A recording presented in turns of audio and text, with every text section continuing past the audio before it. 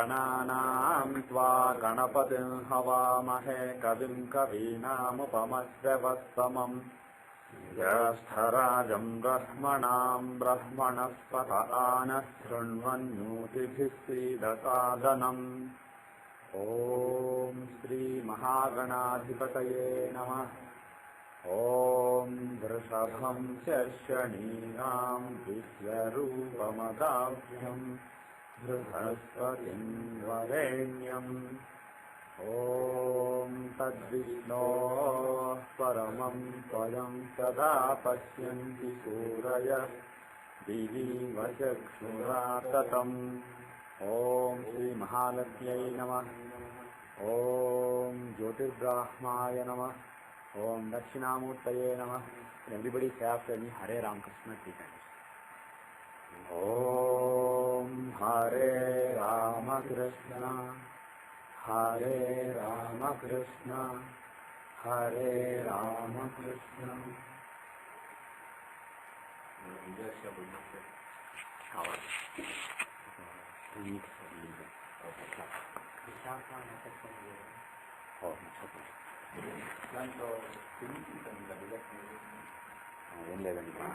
Actually, what happened is, technically I have approached them.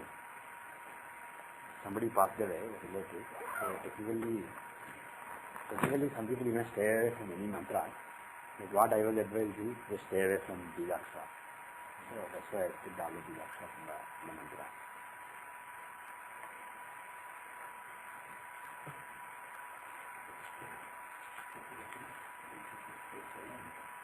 Okay, so what nakshatra are we in? Yeah, we have to do Vishakha.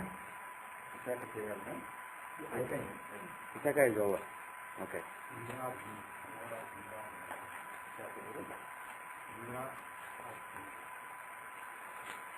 Anuradha we did? Yeah, Vishakha we did, Indragini. 14 we did. Okay, now Anuradha nakshatra. This is the mantra for Mitra as the Lord of Anuradha nakshatra. Om Ruddhasma Havyair Namasopasadya Mitram Devam Mitradheyam Nostu Anuradhan Havisha Vardhayanta Shatam Jivema Sharatas Savira Chitram Nakshatra Mudagat Purastat Anuradhasa iti yadvadanti tannidra eti patibhirdevayanaih hiranyayairvitatairantarikshe. So the next mantra is for Indra as the Lord of the Jyeshtha nakshatra. Indro Jyeshtha manu nakshastrameti yasmin vrutram vrutratu jesasara Tasmin vayam amrutam duhana sudham tare maduritim duristin purandaraya vrushabhaya dhusnave ashadhaya sahamanaya midhuse indraya jyestha madhumudduhana urum krunotu jajamanaya lokam. So we have covered 2/3 of the zodiac. So next is Mula, Niriti. The thing with Mula and Jyeshtha is owned by Indra. He is the ruler of all the gods. And if you see Mula, which we will do in the next class, Mula is ruled by Niriti. She is a Jamaness. So she also rules the southwestern direction in Vastu. So Rakshasi on one side and Indra, the god, basically, ruler of all the gods on the other side.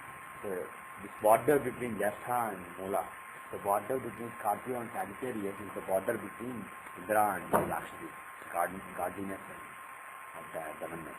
So that is and also water and fire, we have all, everywhere you see there is a big conversion going on, there is a big transformation going on at that border. So that border is a very critical border among all the Gandantas that we have. This is a very critical Gandanta. Okay. So next class we will do Mula Nakshatra. I was telling, we just did the mantras of Anuvadha and Jyestha.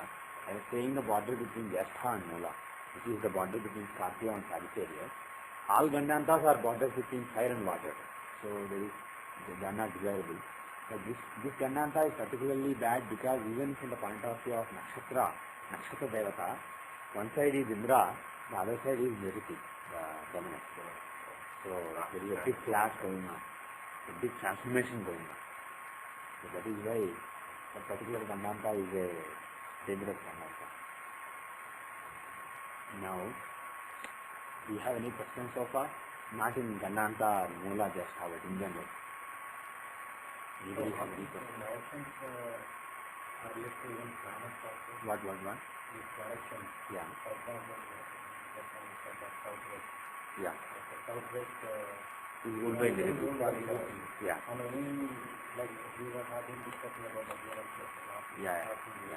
So are they, like for example, Saturn is Saturn is 4th lord. Yeah. So that means south is that's kind of any relation. Yeah, you can make such relation. In Vastu, normally the direction attributed are Sun is in the center, in the Brahmasthanam of any area of living. It can be a room, or it can be the entire house, or it can be the plot, or it can be even a village, or it can be a big town or a country also. But if you take any area, that area is divided into various parts. There are actually various theories.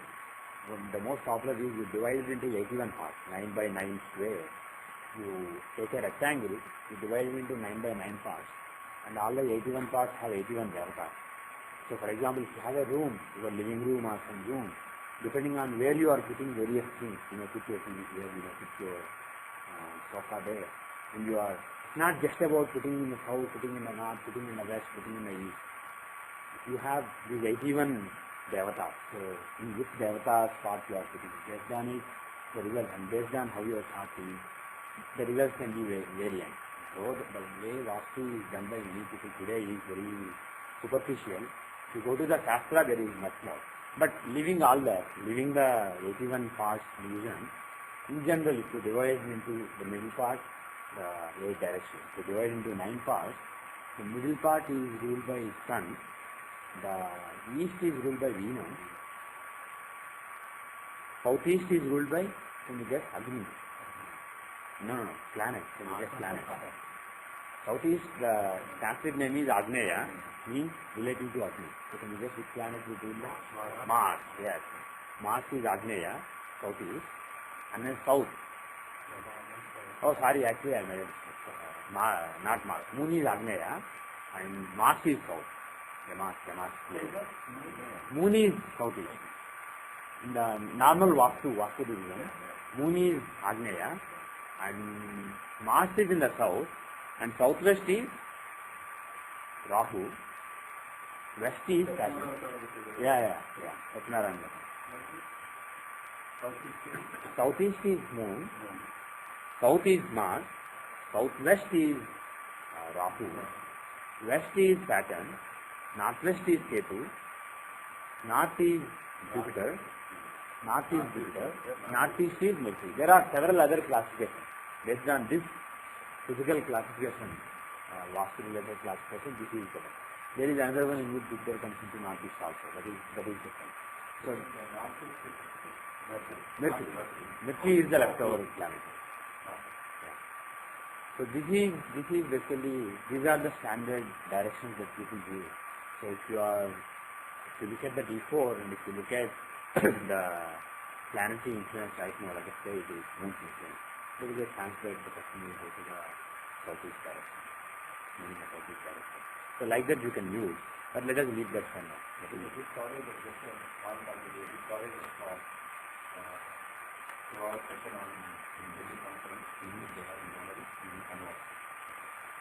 we can get those and try to do that. So we will move on. Do you have any charts that you were puzzled by, if you want the class to take a look at in the last week? Any charts that you have seen? Or in general, any question, any chart that you want the class to see, or any questions you have so far?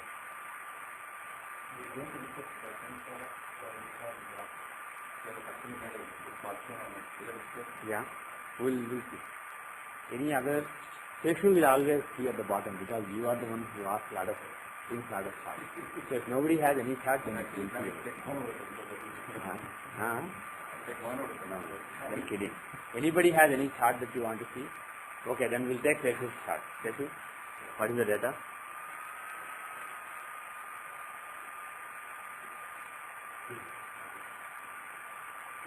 Oh, we'll connect.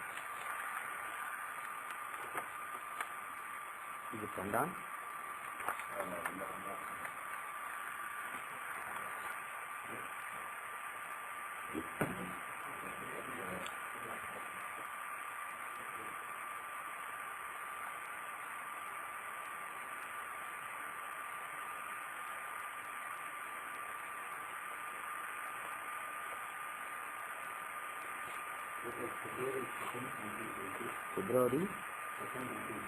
February 2nd, 1970. 19:30 hours. That means 7:30 p.m. Place? Secunderabad, India. Okay. Any initials or name or how do you spell it? VIMFI. Vamshi. Seshu's chart. Seshu's example.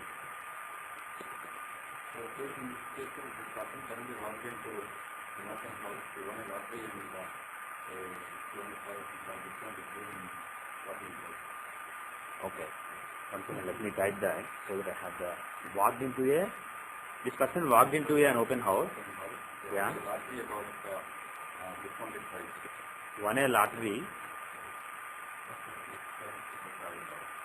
of $200,000.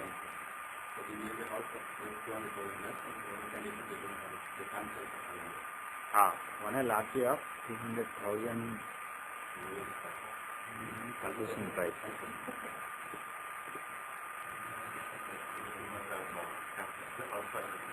Okay, so this person walked into for those who are listening to the audio,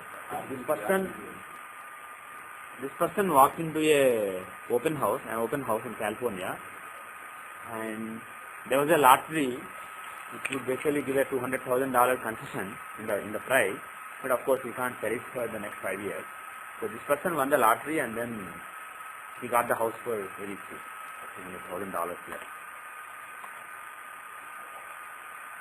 Okay, so the Lagna you have is 8 degrees 49 minutes Leo. Okay, so we have the right data. The data is February 2, 1970, 1930, Indian Standard Time, Secunderabad, India, 78 degrees 30 minutes east, 17 degrees 27 minutes north. Okay, now this person had fortune with respect to buying a house. Do you know the time frame, person?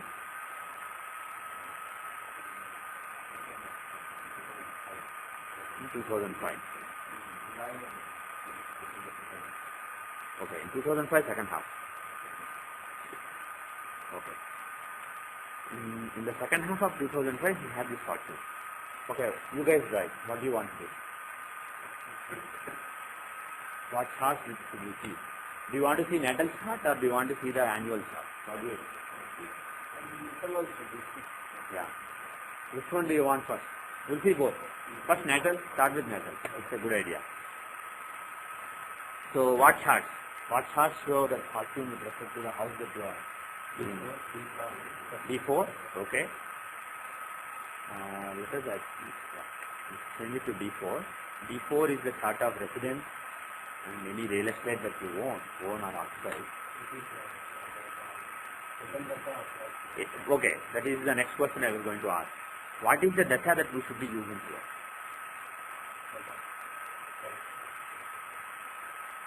What were you saying? Seventh Lord in 7th is not a special data. 7th Lord in Lagna is a special data. Rahu, the 7th Lord, is in the 7th house. Had Rahu been in Leo, the special data would have applied. So let us go through all the dashas. Is Lagna in Vargottama? Lagna in Vargottama? No. Rashi is Leo. Navamsha Lagna is Gemini. So Lagna is not in Vargottama. So Shatabdika dasha is not applicable. Is Lagna Lord in the 7th house, Sun, or 7th Lord in Lagna, Saturn and Rahu? No. So Disaptati Samadasya does not apply. Is the 10th Lord in the 10th house? No. So Chaturasiti Samadasya does not apply. Now what are the other dashas that we use? We left one. Sun in Lagna. Is Sun in Lagna? No. Sashihari Dasha doesn't apply. So the special dashas that we normally rely on, they don't apply here. So what is the dasha you should use? Vinchotri from moon. So if you look at Vinchotri dasha, what is the dasha he was running? He was at the end of Sun dasha. Because he said until December could be moon as well. So it's basically on the border of Sun and Moon dasha that this event happened. Okay? Okay. Do you want to see the Narayan dasha? Of which chart? D4. So we'll see the Narayan dasha of the Chaturthamsha of D4 chart. So what is the dasha running? Capricorn. From 2004 February to 2010 February, the Capricorn Narayan dasha is running. Now let us look at the D4 chart. And let us see.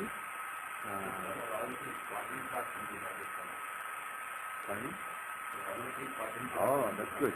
So first, what Teshu is saying is, even before you see the dasha and see what dasha is running right now, see the D4 chart first. Is it a good chart? Does it show luck with respect to property? Or is it a bad chart? See, where is Lagna Lord? How is Lagna? What is the strength of Lagna? How is Lagna? Lagna Lord is in the 8th house. Is it good or bad? You think that for Mars being in the 8th house is good? For Mars being in the 8th house is not good. Mars being in the 8th house can give sudden setbacks, sudden changes. So Mars in the 8th is not good. But Lagna Lord being in the 8th is good. Whether it is Mars or Mercury or Jupiter or whoever it is, Lagna Lord being in 8th house is good. What is 8th house? Sudden changes. It's basically either for good or for bad. It can be a sudden rise or sudden fall. That is what 8th house is. Big changes. And if Lagna Lord is in the 8th house, he is told to give some sudden changes. He will give good changes or bad changes. That depends on his agenda. What is Lagna Lord's agenda always? Good. Lagna Lord's agenda is to give you, to get you all set with respect to the area shown by that divisional chart. If Lagna Lord of Dashamsa, his primary responsibility is to give you good work, good career. Lagna Lord of Chaturvinshamsa, D24, his primary responsibility is to give you good education. He is the seed of all your education. Similarly, Lagna Lord of D4 is the seed of all your fortune with respect to residence and property and real estate. So, and that too he is Mars, the planet of property, real estate. So he is in the 8th house. So that can show some sudden fortune sometimes with respect to a house. You may get a very good price on a house, or you may, when you are selling a house, you may get a good price, or you may buy a property somewhere in some weird place, some place away from all civilization, and suddenly it can become hard because of something the government does, and you may get no delay in it. That kind of things are possible when the Lagna Lord is in the 8th house, in the default chart. Now, 6th house Lord in the 8th house is good. That is Vivek Rajyoga. How is the other Lagna Lord? There is another Lagna Lord. For Scorpio there are 2 Lords, Mars and Ketu. How is Ketu? He is in the 4th house. Nothing good, nothing bad. But he is in a friendly house. And for fortune, what are the houses? What are the important houses for fortune? Suddenly you got lucky. What are the houses that show luck? The primary house is the 9th house, and the secondary house is, what is the house of Purva Punya? 5th house. 5th house is the house of Purva Punya. All the fortune that you are carrying from previous life. So 5th house is Purva Punya, and 9th house is the fortune. So 5th and 9th houses are very important. Now how are those houses? Are they good or bad? Pardon? Yeah. The 5th Lord Jupiter is not so strong, but he is in Nisha. But he is aspecting 9. He is very weak. The 5th Lord Jupiter is very weak. He is in Marankaraka Sthana and he is debilitated. But the redeeming factor is he has association with Arudha Lagna. If you forget Lagna for a moment, if you look at Arudha Lagna, which is your tangible status, Lagna is the self from the point of view of property. Aroha Lagna is the self from the point of view of properties as seen by the world, as seeable by the world. Lagna, world cannot see. If he suddenly got lucky and people know it, oh, he got $200,000 something. That is basically not Lagna, that is Aroha Lagna. Aroha Lagna is what is visible to the world. So, he is in Aroha Lagna, the fifth lord, a benefit, a natural benefit as well as functional benefit. He is in Aroha Lagna, and moreover, he is aspecting the ninth house. So there is a link between fifth lord and the ninth house. He is aspecting ninth house. And who are in the ninth house? Who are being aspected by Jupiter? Is there a yoga between them?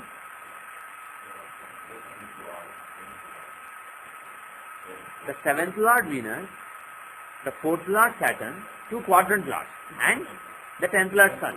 Except the Lagna, the three other quadrants, their lords are in Cancer. The Cancer is a very crucial sign in this chart. It is key to the chart, to the default chart.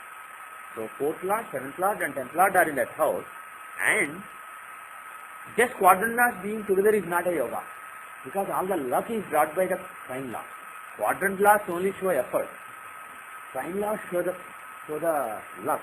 Quadrant lords are they are represented by Vishnu, and sign laws are Lakshmi. So unless Vishnu and Lakshmi are together, there is no yoga. Then only there is yoga. So is there a yoga between those quadrant lords and the sign lord here? Anybody? Mutual aspect actually. Jupiter is aspecting and being aspected. So if there is an aspect between quadrant lords and sign lords, let's say Raj Yoga.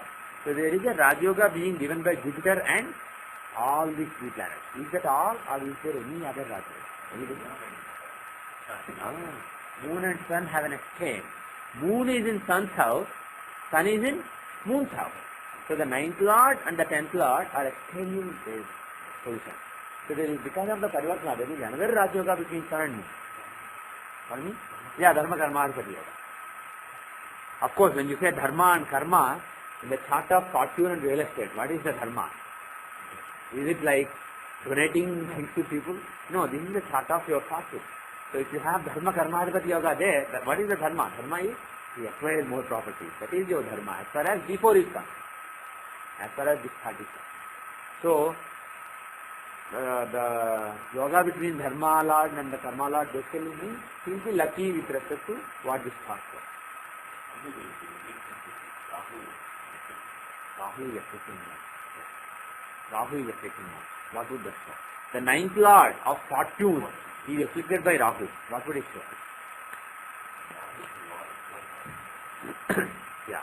It is also a yoga. The 4th Lord Rahu of Sukhasthana and the 9th Lord Moon of fortune are together, but they don't like each other.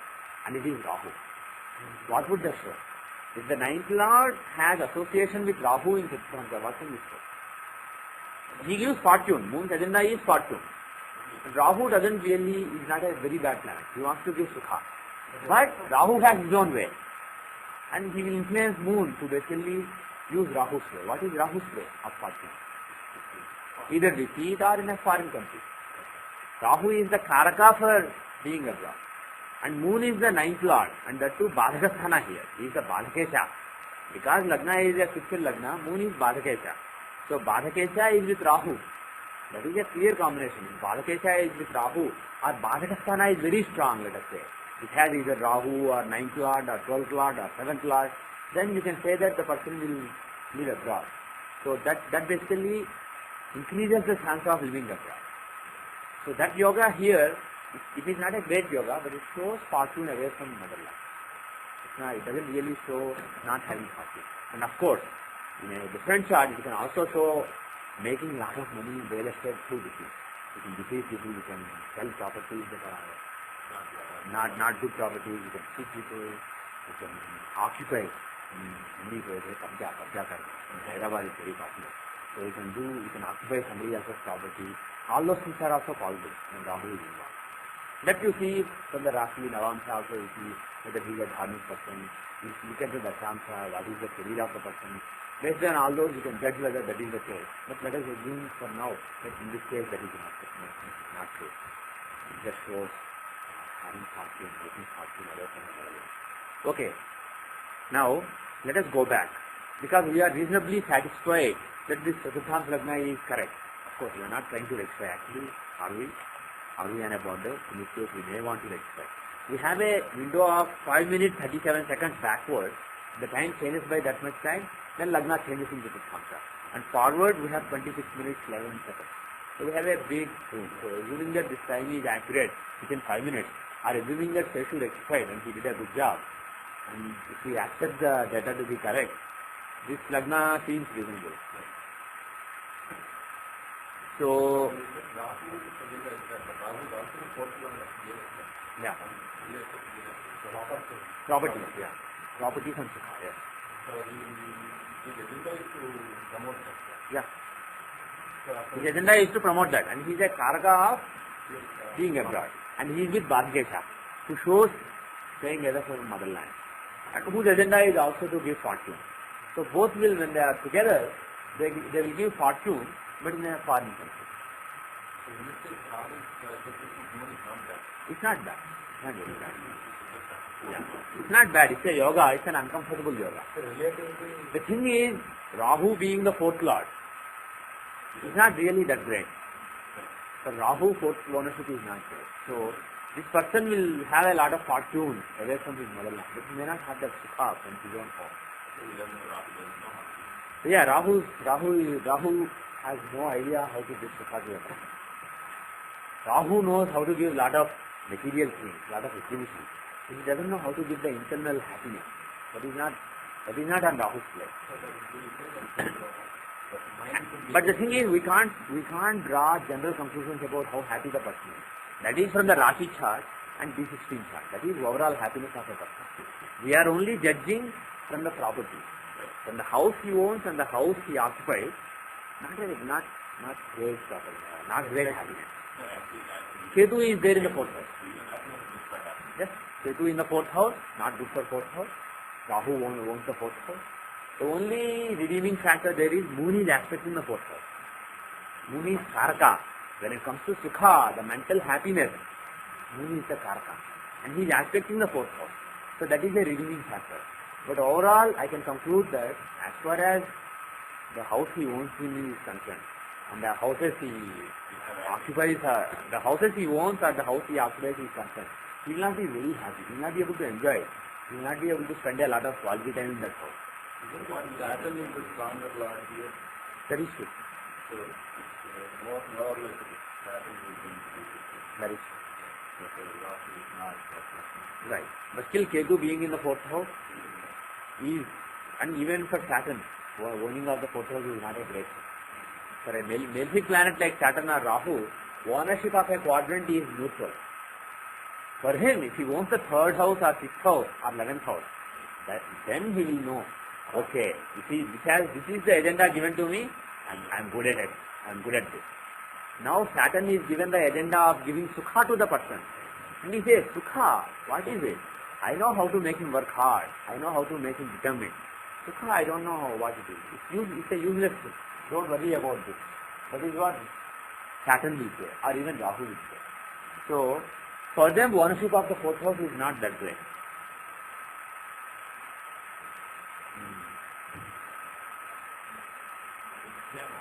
We were just talking about Saturn saying, Sukha, what is it? I don't know what is Sukha. I know only making people work hard and then Narayan wants it.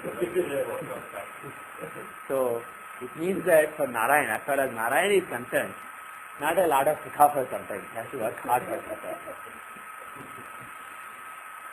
Especially to show that Saturn will make him work hard. Saturn will take away some Sukha from him, make him work hard in the coming couple of years. So that would be a Sukha for Narayan. Moon. Moon is a fourth house. He is exalted. In general, he is good. But I guess actually Saturn is going to transit in his fourth house. From this October. No, I'm talking about some moon. When we say transit, we usually refer to moon. And from the exalted moon, Taurus Chandrasi, Saturn will be transiting in the fourth house from October. So, basically, from that point of view, not lot of comfort. So, instead of just sitting back and relaxing, you should be working hard. So, that is what Saturn wanted to tell you just as you walk into the class. Find what? When a planet is transiting where? Yeah, you can find it through a Panchang, or if you have my software, you can download from my. Okay, then you can enter the date that you want. See, for example, I'll show you. Just make a chart, a new chart. Oops.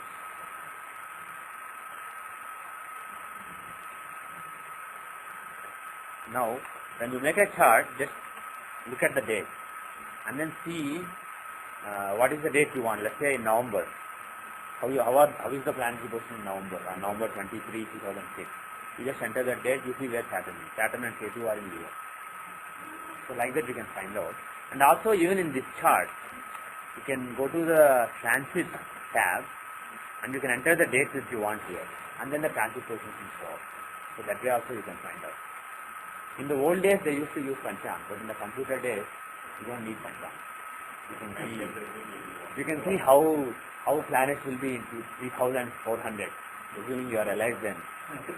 Whether you have 11th house Saturn or 10th house Saturn, you can find out. Okay.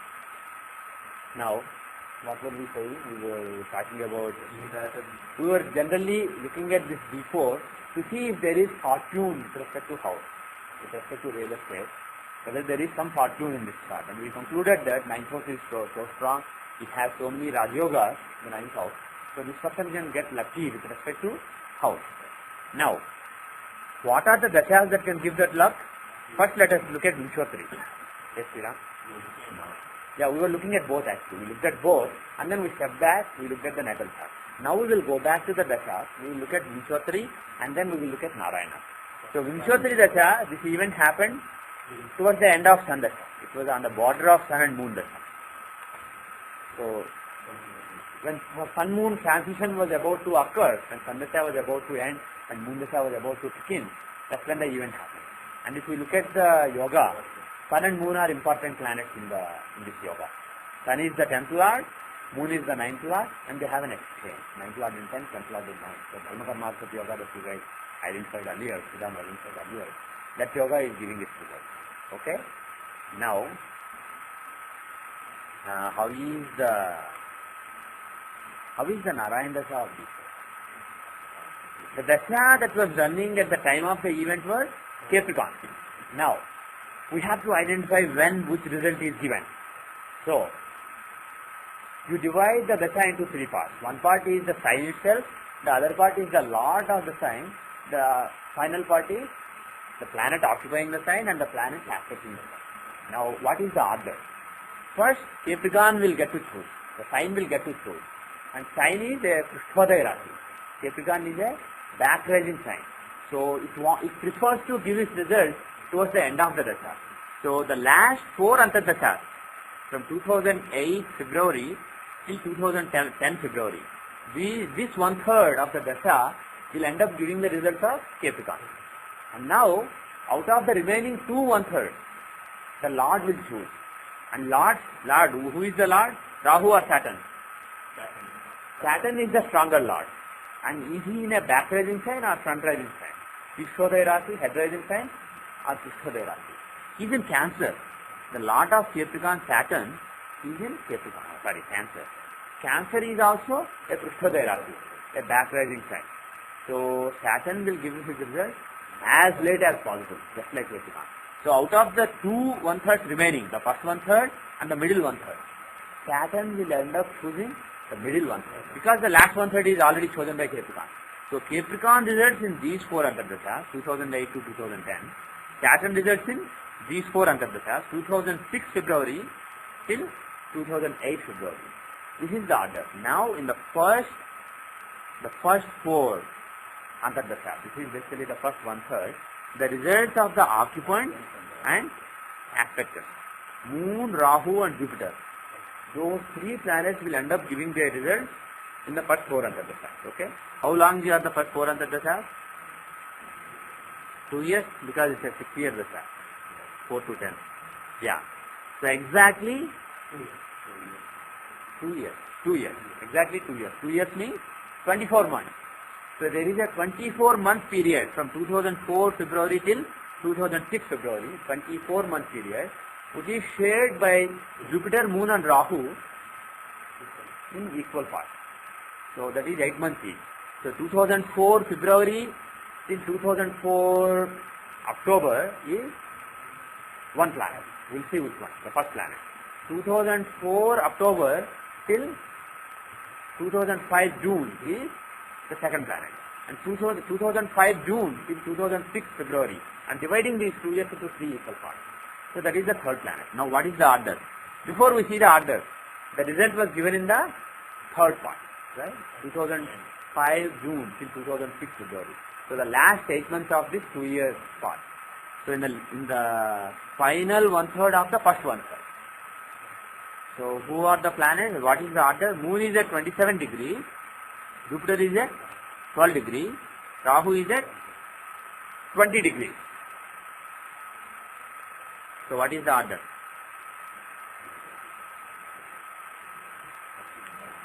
Yeah, Moon. Then third is Rahu. So the first 1/3 Moon will give his result. Second 1/3 Jupiter will give his result. The third 1/3 Rahu will give his result. During Rahu's period the result happens. Does it make sense? Why not? He is with the 9th Lord. He basically takes over the 9th Lord Moon functionality. It's an uncomfortable relationship, but there is a yoga, and Rahu dominates that yoga. He can give the results of that yoga, and he has Argada on the 9th house. He is the 4th Lord of giving a home. Okay, then what would exist? Yeah, resources relating to property. What is the thing that all the other planets involved in this yoga? See, there are so many planets involved in the yoga. Jupiter, Venus, Moon, Sun, Saturn, so many planets. What is it that Rahu has that these planets don't have? Why Rahu ended up giving this to them? Okay, Moon is also in 8th here. What is special about only Rahu here? Sorry. The event is, he walked into an open house, and there was a lottery being taken. He won that lottery. So he got $200,000 concession on that house. The only condition being, he can't sell it for this 5 years. He has to hold on to it for at least 5 years before he sells it. Otherwise, he will sell it immediately and make $200,000 profit.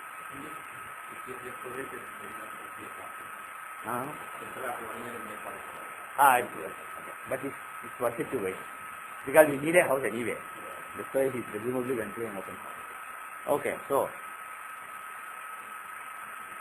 now Rahu can give the result, Moon can give the result, Jupiter can give the result. All of them have an association with the 9th house and the 9th Lord. But this tangible event of fortune, what is important? 9th house, 9th Lord, and there is another thing that is important. What is it? A9. Is A9 important for this event? Because this is not just fortune. This is a tangible fortune. Is it or not? You won a lottery. The whole world, not the whole world, but some people outside who have exposure, they know that he won a lottery. Oh, man, 300,000 lottery. God. So that awe is there. So that is a tangible event. It's a tangible manifestation of fortune. So what is the Arudha important for that? Arudha show tangible things. Things that can be seen by the world. So A9 is very important. So out of all the planets who have a link with the 9th house, 9th Lord, etc., they don't really have a link to the A9. Exalted Mercury is in A9, A9 is in the 11th house, very strong. It shows fortune, but the thing with Rahu is he has a link with A9. What is the link? Anybody found? You just keep quiet. After a while, then you talk. Nobody speaks. He has 2nd house aspect. If you look at Rahu, what are the signs that are aspected by him? Highlight Rasi, aspected by this planet by Grahadrashti. What are the signs aspected by him? Virgo, Sagittarius, Capricorn and Aries. These are the signs that Rahu aspects. So not only is he with the 9th Lord, not only is he giving a Raj Yoga, not only is he the 4th Lord of residence, but he is aspecting 2 Arudhas, A4 and A2. He is A4 and A9. He is aspecting A4, which is a tangible house. a house that you live in, that is A4, Gruhapada, and he is aspecting A9, Bhagyapada, the tangible manifestation of your fortune. So what does Jahadrishti mean? Desire to give. So Rahu is not only the fourth lord of house, but he has a tangible, he has a desire to give a home to live in. He has a desire to give him fortune. And there is actually another thing that we should notice. A9 is with A8. What does A8 show? A sudden, 8th house is in general sudden changes, suddenness, things that are sudden. Sudden fall or sudden rise. So that A8 has association with A9. Yeah, A7 also. A7 is basically dealing with people, partnerships. Yeah, some friend or somebody basically told him, so he went. And of course, this was an open house. Basically, it is an interaction. A7 is a, 7th house is relationship or interaction. A7 is tangible manifestation of it. When I meet you, within my mind, I am basically thinking, I have an interaction going on. The part of the interaction which is internal is the 7th house, and the part of the interaction which is external and tangible to the world, that is A7. So A7 is there, A8 is there, A9 is there. So he walked into an open house, he was interacting with a house and with some people, and then something suddenly happened. A8 is sudden luck or sudden misfortune also. Here it was sudden luck because there is an exalted planet there, exalted Mercury was there. It is a strong Arudha. So, and even the 8th house itself is very strong. It has Lagna Lord, Mars. So because of it, the association between A8 and A9 ended up giving him luck and sudden success. That is a very interesting point. So if you look at the Rashi chart, it is the base chart for everything. It is the physical manifestation, the physical existence. In that chart, Rahu is in the 2 Arudha. From Arudha Lagna, from the overall status, he is in the 9th house of fortune, protecting his status, and he is in A4 and A9. There is a yoga between A4 and A9. A4 is house that you occupy or own, and A9 is the fortune. So there is a yoga between the 2 Aruhas and Rahu.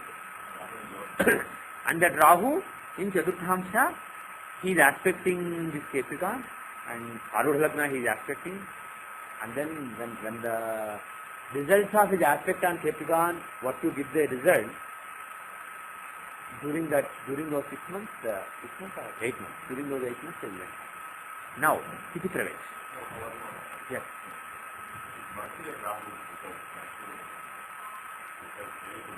Yeah. Not fairly good. They have a good relationship. Mercury is good with Rahu, with Saturn, with Venus, with all those, all that gang. So the first Mercury is off.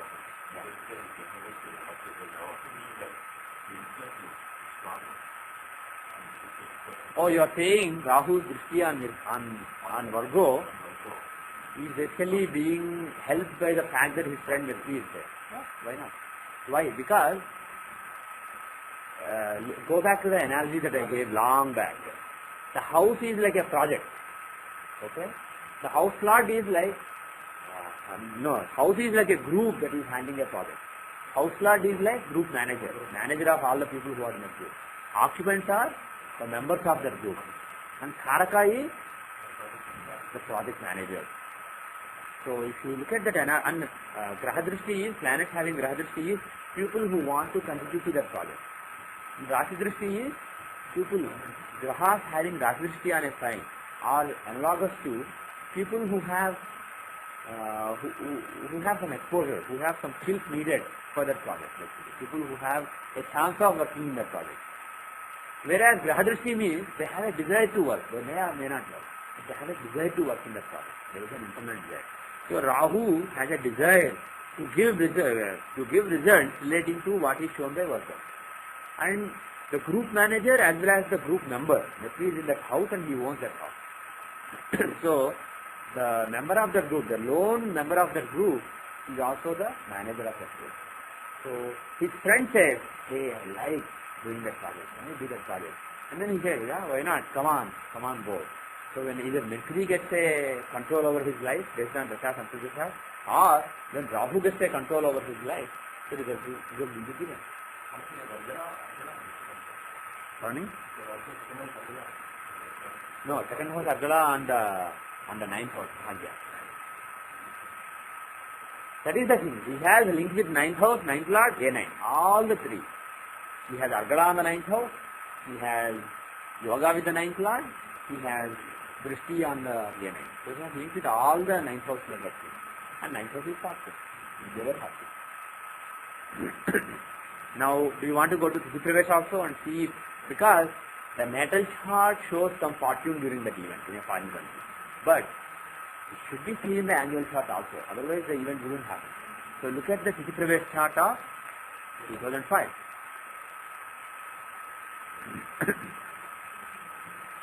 How is the Tithi Pravesh chart? We don't know unfortunately, we don't know the exact month or period. Yeah. Yeah, you don't know the exact. July to November is not helpful. So we will leave the dasha, but we will just look at the chart and see if there are any yoga. And we will look at the Hora Lord and Lagna Lord. Okay. The Hora Lord is Venus. The ruler of the year is Venus. But is there any fortune that you see in this chart relating to house? Relating to a house he owns or occupies, is any fortune that you see in this chart? Pardon me? Okay. First look at the Rashi and then look at the Chaturthana. In the Rashi chart, the fourth lord of house, fourth house is the house of house. The astrological house of physical house, the house of house. And the Lord moon is the Lagna Lord and the eighth lord Mars. So there is a Chandramangal yoga. There is a yoga between moon and Mars. Is it close or is it very weak? Degrees, look here. You can't see everything, but you can see part of it. Moon is in the first degree, Mars is in the fifth degree. So they are basically within 4 degrees, 4.5 degrees from each other. So that's very close. Within 6 degrees is a close conjunction. So moon and Mars have a close conjunction. So relating to the fourth lord, there is a nice yoga. Now look at Chaturthamsa. The fifth house of Poropunya and the ninth house of luck. Do they have any, are they strong?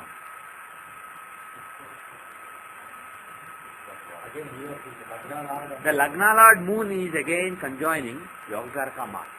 Mars is Yogakaraka for Cancer Lagna. He owns the 10th house. He owns the 10th house of Aries and 5th house of Scorpio. So because he owns a quadrant and a trine, Mars is a Yogakaraka, and that Mars is having a conjunction with moon. Is that good or bad? Actually, if the conjunction is good, the yoga is definitely good, but being in the 6th house, is it good for moon and Mars here? Are they in a good house? Is that yoga being formed in a good house or a bad house? Is Mars strong in the 6th house or weak in the 6th house? Is it a house he enjoys being in or house he hates being in? 6th house, the house of, it's an Upasaya. 3, 6 and 11 are houses that Saturn, Mars, Rahu, Ketu enjoy being in. So he likes, he's in a very good house for him. 6th house is not a good house for others, but for Mars it's a good house. For Moon, is it a good house or bad house? Why? Is he a benefic or malefic? For malefic, 3, 6, 11 are good. For benefic, they are not so good. Is Moon, you see? Moon is of Krishna Ekadashi. That means almost close to Amavasya. And this is basically the waning fortnight. So is Moon a benefic or malefic? Whenever I ask anything relating to Moon, the first thing you should look at is Tithi. See whether he is a benefic or malefic. Based on it, his action will be totally different. His behavior will be totally different. So he is a malefic just like Mars. So two natural malefics are conjoining in the 6th house. Good. So this Chandramangal yoga as well as this Raja yoga being given by the Lagna Lord and 6th Lord, especially Lagna Lord and 6th Lord yoga is very good. It brings the Poropunya. The Poropunya that the great deeds that you have done in the past, either this life or previous life, they come to the fore during this time. So this yoga between Lagna Lord and 6th Lord is auspicious because it happens in Upasaya. Now the thing is, With Agil Yoga, that's not enough. The important thing, when you are talking about a tangible fortune like winning a lottery relating to a house, A9 is important. A4 is the house that you want. And A9 is very, very important. How is A9? Do they have any link with the A9? They have Grahadrishti as well as Grahadrishti on A9. And again, the 8th house, 8 and A9 are conjoining, just like we saw in the natal chart. In this year's chart also, A9, the tangible manifestation of luck, and A8, the tangible manifestation of suddenness. Those two are conjoining. So some sudden event like winning a lottery or something, unless there is some link between A9 and A8, doesn't have to be together. Some strong link between A9 and A8, you won't get fortune in a lottery or sudden inheritance or something suddenly happening and giving you fortune. That is not possible. So here again the same thing is happening. A9 and A8 are together and they are being affected by this Raj Yoga. And as a matter of fact, you should realize one thing. Is the yoga given only by Moon and Mars or somebody else joining the party? Jupiter is joining the party. Jupiter has Drishti on Moon and Mars. Moon, Mars and Jupiter, they are affecting each other. So, dispositor of that. Dispositor of the Raj Yoga is affecting. Excellent, brilliant point. So, even more powerful. And moreover, he is the 9th lord of fortune. The 5th lord Mars, the 9th lord Jupiter, the Lagna lord Moon. All the 3 trine lords have a party there. Very auspicious. And also, of course, apart from Raj Yogas, several Raj Yogas between them, you have the Gadikesari Yoga, Chandramangal Yoga, Gurumangal Yoga, all those yogas are there. So this Moon, Mars, Jupiter combo is really, really powerful. For me? 8th Lord Saturn produce sudden changes.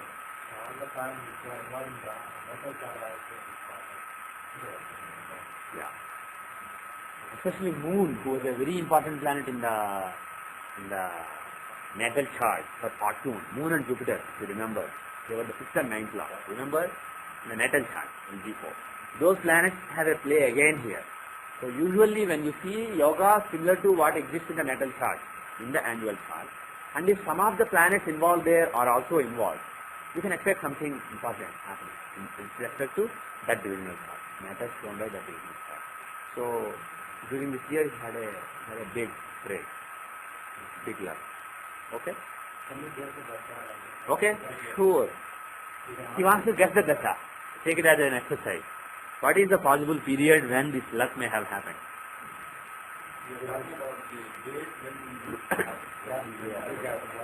When he won the lottery. You want to guess? Who may have given the luck? Let's eliminate first. The possibilities are Jupiter, Rahu, Venus, Sun, Moon. Can you eliminate somebody? Is Rahu possible? Okay, he is the 8th lord, okay. He is the Hora lord. He is also the 4th lord. Venus is the 4th lord, okay. Pardon me? Yes, very good. Now I want you to eliminate somebody. Is Sun capable of giving the event? During October 31 to November 19, pardon me?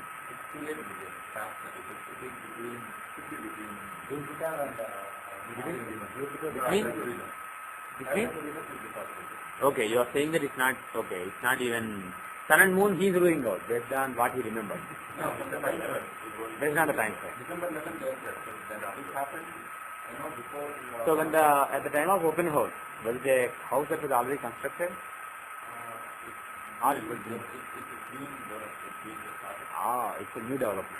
So there is one lottery for a new house. So who is a likelihood?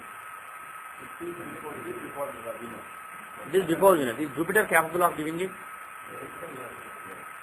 Rahu and Venus, are they capable of giving? Rahu, you would say, you would think less. What about Venus?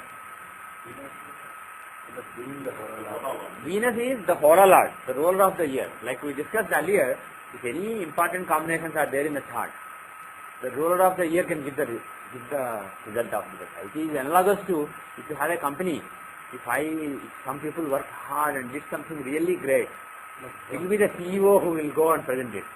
And CEO will get the credit. CEO will say, oh, this company is doing a great job. So like that, the ruler of the year is like CEO of a company. The year is like a company. The ruler of the year is like CEO of the company. Yeah, of course. Yeah, he is also the fourth lord. So we can give important events relating to house. That is possible. But I am talking about this fortune.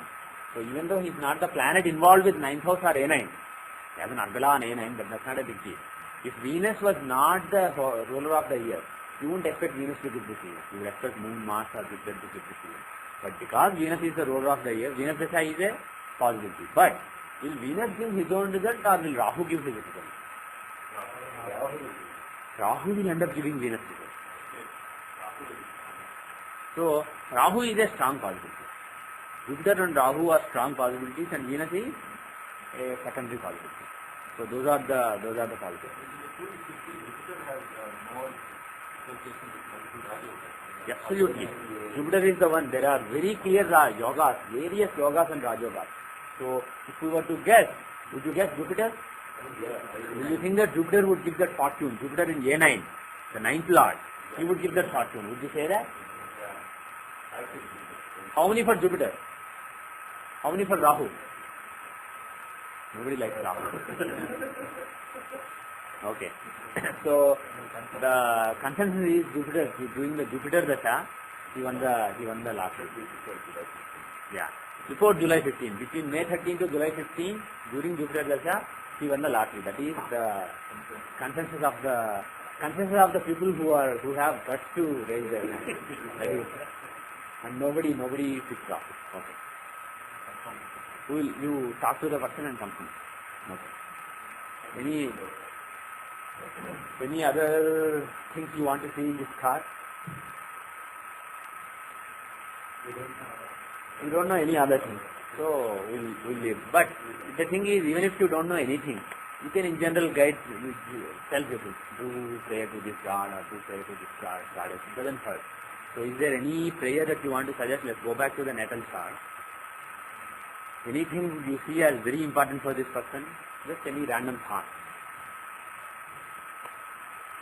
Who is the Ishtadevata? How come it doesn't go? There's a bug. I think if you fix the chart,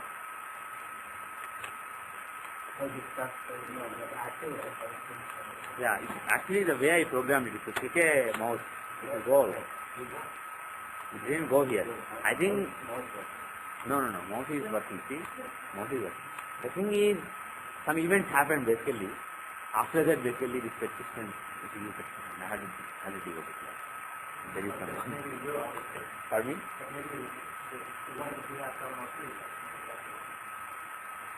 Yeah, you guys also, I'm sure, have. See, in my case it works. But it's basically a bug that got triggered by a series of events. Those who are familiar with software will know that bugs don't always happen. They happen when something triggers it. So let us try. Yeah, it goes. If you click the mouse, immediately it goes. Because I didn't click the mouse and probably changed some windows and did something. There should be some flag needed for resetting this is gone. Something like that. Okay, anyway, doesn't matter. The best result is reboot. Not the computer, but the software. Close and reopen, will be fine. Resetting everything is all, that is the way in computer. Reset, you are all set. Okay. Any suggestions you want to give? Vamsi, take this example. Who is the Ishtadevata? Who is the Atmakaraka? Moon is the Atmakaraka. And where is he in Navamsha? The chart of Devata? Pisces. Atmakaraka is in Pisces. What is the 12th house of Moksha from Atmakaraka in Navamsha? Aquarius. Who owns it? Saturn and Rahu. Who's stronger? Saturn is stronger. And who is he with? Sun. So which Devata will you say? Saturn with Sun in mercurial sign. Which Devata? Saturn in general, which Devata will you say? Saturn is Vishnu. Okay? Sun is Shiva. Moon is Devi, Shakti, Parvati. Mars is Skanda, Kumara or Kartikeya or Hanuman. Mercury, Vishnu. Jupiter, some guru form like Sadashiva, Jagannatha, Dattatreya. Then Venus, Dakshamurti. Venus is Lakshmi. Saturn, again Vishnu. Venkateswara is a specific form. But in general, for Saturn you can say Vishnu. Rahu, Durga. Ketu, Ganesha, Vinayaka. So these are the general gods that we suggest. And here, the 12th Lord Saturn, that too he is in a mercurial sign. Saturn is a Mercury sign. So definitely it's a Vishnu form. Which form should it be? He is with Sun. So do you want to say a special form based on Sun or in general say Venkateswara? You can say Venkateswara, but he is with Sun. So Saturn with Sun, you can say Rama also. So Rama was seen right to me. Yeah, Rama was seen properly. And who is the Parana Devata? Mercury is the Atmakaraka. Yeah, Amatyaka, sorry, what did I say? I mean, Mercury is the Amatyakaraka, and from Mercury the 6th house is Aries.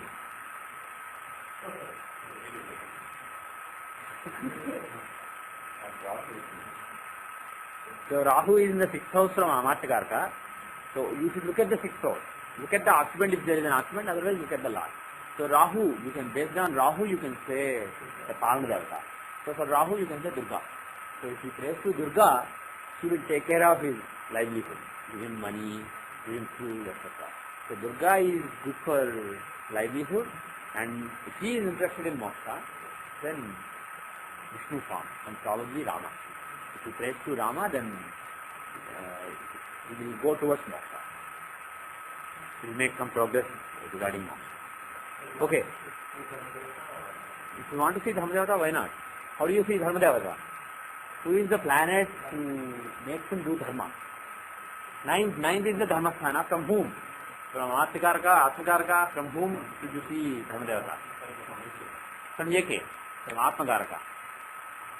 Actually, instead of Yeke, you can just say Atmakaraka. It takes almost the same time. If you say Yeke, it sounds like Yeke 47. Okay, Atmakaraka. We can type acronyms when we say send emails, but when we talk, we can say the word Atmakaraka, Amatyakaraka, they are not different. So Atmakaraka is moon. And from him the 9th house is occupied by Mercury. So who show Mercury?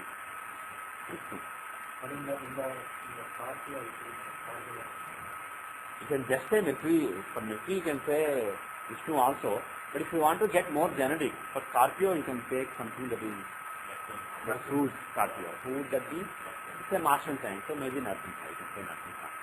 Or you can just say, combine Ishtadevata and Dharmadevata. You can just say Vishnu, instead of Rama and Narasimha. Just pray to Vishnu. If you just take some form of Vishnu and some mantra of Vishnu, it can be as simple as Om Vishnuvaya Namah. That's enough. If he prays to Vishnu every day, with some principle, some yama, some niyama, set some rules. The thing with rules is, everybody has their own rules, based on what appeals to them. Which rules you set is not that important. But whether you follow the rules that you yourself or your guru set, that is more crucial. So set some rules for praying to Vishnu. Maybe every Wednesday I will read Vishnu Sahasranam, or maybe every day I will do Om Vishnuvaya Namaha 1000 times. Like that, set some rules. And I will do it before eating food, or maybe I will do it after taking bath. Some rules if he says. And according as per the rules, if he prays to Vishnu every day or every week or every so and so day, it will be very auspicious. It will remind him who he is, what his mission is, what he has to accomplish in this world, and then take him towards moksha. So Vishnu prayer is very, very auspicious for him. Any other thoughts you want to share? Is he in general a spiritual person? Do you think he is a spiritual person? Don't say just because he knows Keshu, he must be spiritual. Because Keshu is spiritual. It doesn't work like that. See, the thing is, if you talk, that will be a clue to everybody. You know this guy. I'm just saying in the concept of Okay. Okay. Okay.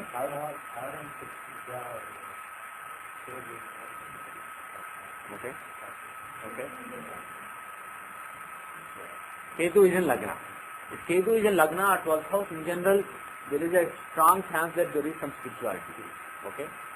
Not only that, if Ketu is in Lagna, there is some eccentricity or some craziness about the person.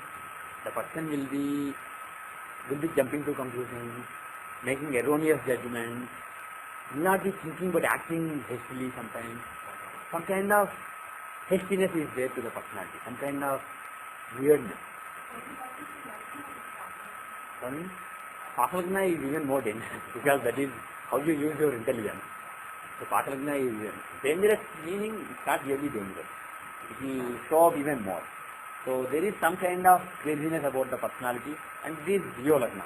So some kind of stubbornness or authority. He conducts himself with a lot of he would not listen to anybody. That kind of person he would be. So if you are giving advice, apart from the fact that you look at Devatas and say, do puja to this Devata, there can be some personality traits that you can identify and tell the person. Be a little more humble, listen to people, think more logically and do. So that the tendencies of the Lagna are balanced. So in general, when you see a person, you can look at the Lagna, Patalagna, get some general basic traits and then give an advice. These are your basic traits. Try to be a little different. For everybody, there are certain qualities that God puts in us, and we have to change. We have to basically overcome those qualities. Then we will find our true self. So that is one thing you can tell him, and all these pujas that we told him, they will be very beneficial. Is there anything else you can say about his spirituality? So Ketu in Lagna meaning there is some spirituality. Is there anything else?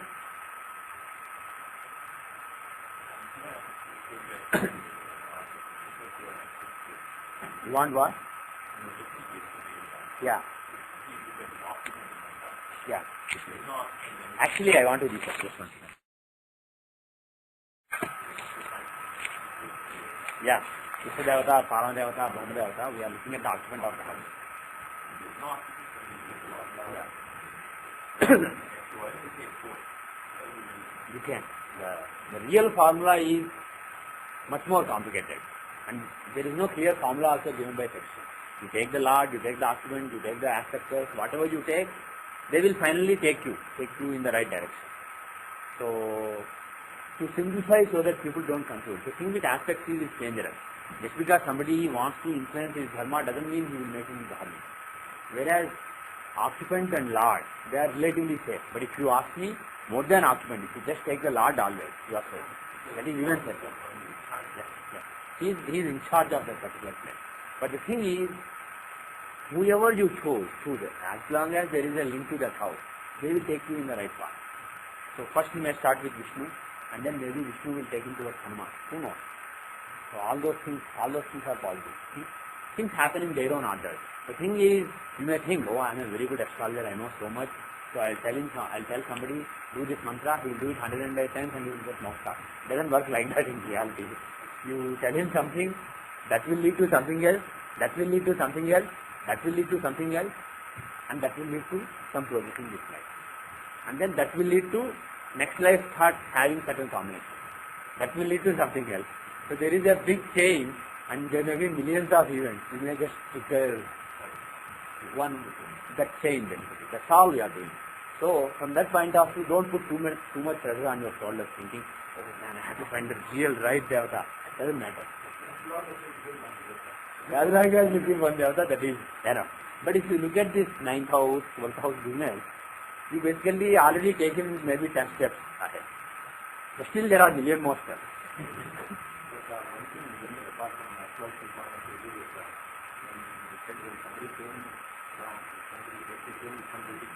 Yeah.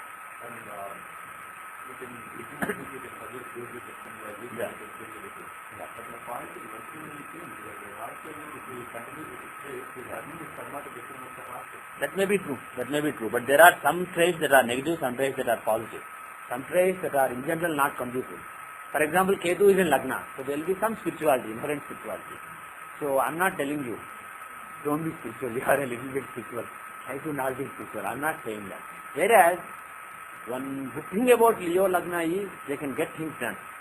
They are good administrators. They can delegate things to the right people and get things done.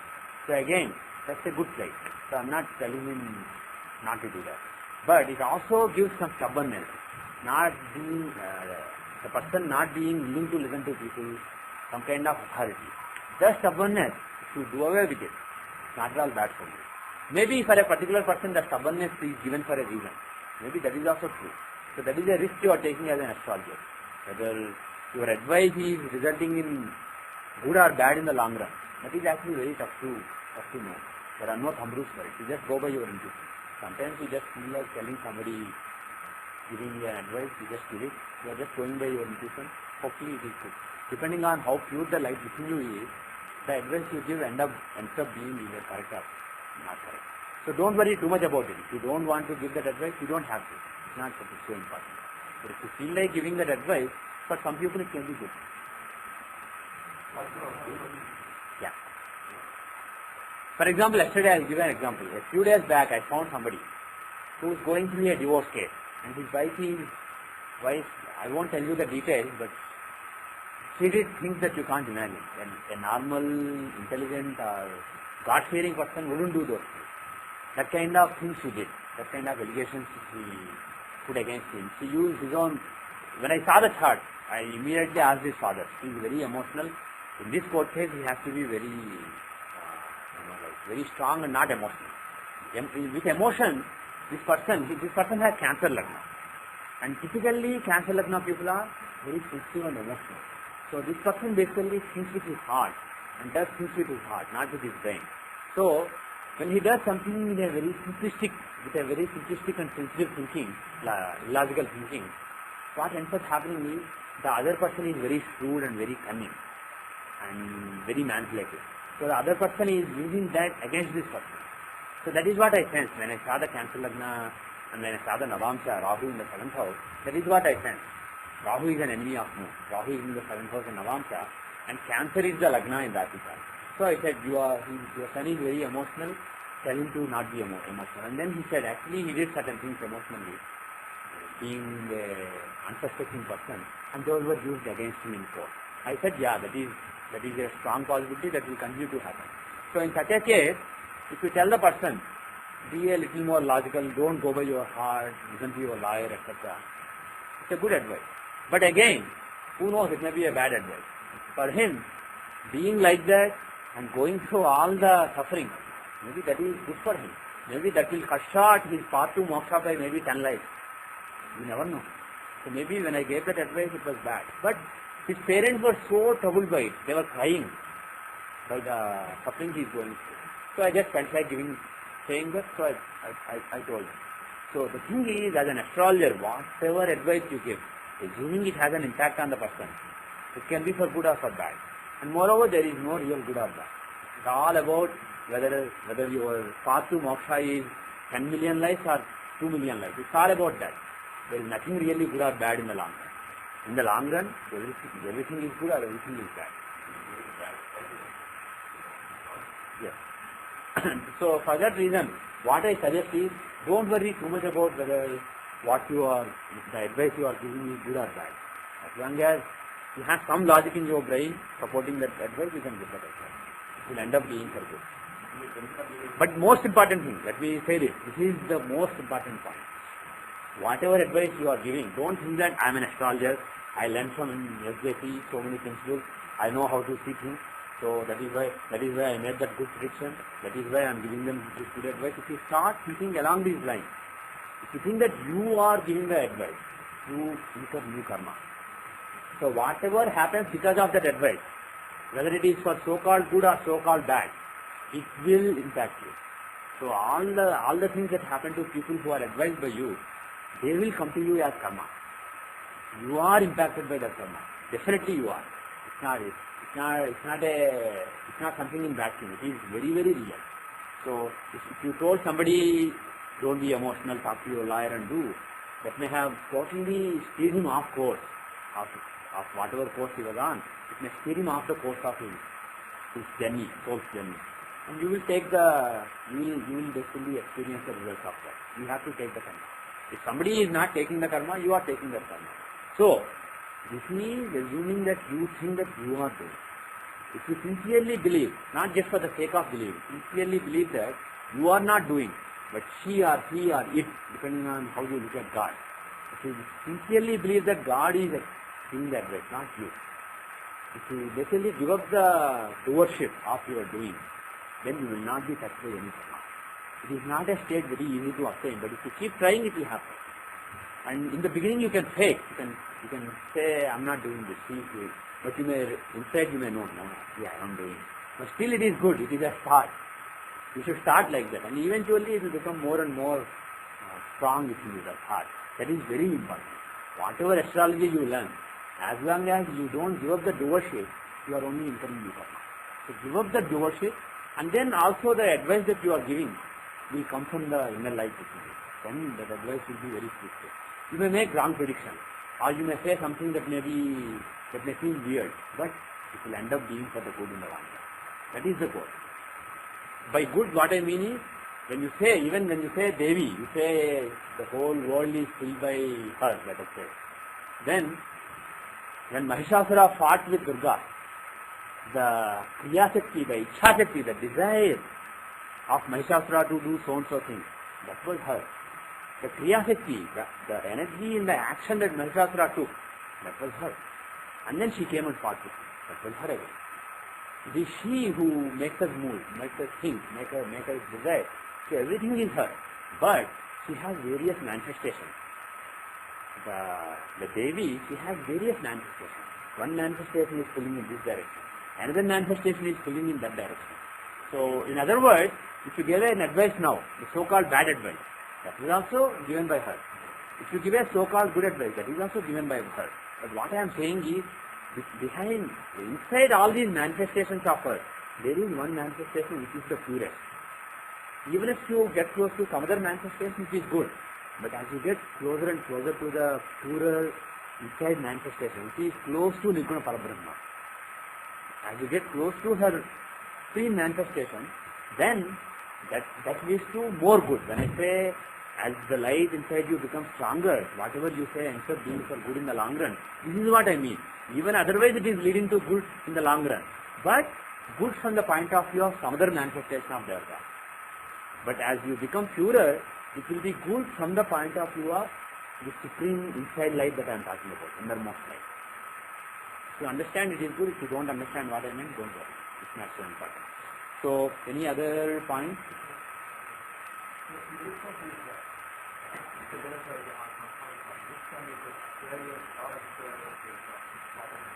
Yes?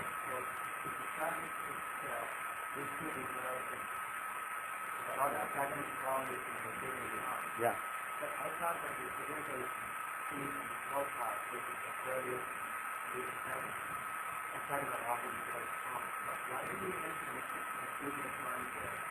Oh, Saturn is in Mercurian. No. I wanted to decide based on Saturn because he is the 12th lord. Now, to see which Devata suits Saturn, for Saturn you can give so many Devatas. For example, somebody said Kali, you can give Kali also. Or you can, for Saturn, Vishnu is one of the possibilities. So, I was looking at the influences on Saturn. Okay? So, the influence on Saturn is he's in a Mercurian sign with Sun. So, I say Vishnu Avtara, maybe Sun. Okay? And the same Saturn, let us say, is with Rahu, let us say. In, let's say, Scorpio. I would have suggested, even though Saturn can show Vishnu, because of the Rahu influence, because of Scorpio, an Ugra sign, I would have said maybe Chandi, maybe Kali, Chamunda. So I would have gone on a different path. So Saturn can show so many devatas, depending on what sign he occupies and what planets are with him, you can give the form. And again, you may make a misjudgment, it doesn't really matter. You will lead to the path. It will be just an additional step, or maybe an additional 2 or 3 steps. Astrology.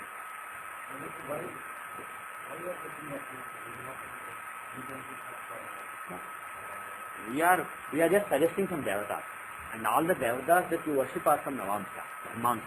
That is why we look at Navamsha. We suggest some devatas so that the person can worship. If you are really curious about whether he is spiritual or not, like you said, Vinshamsha is the third.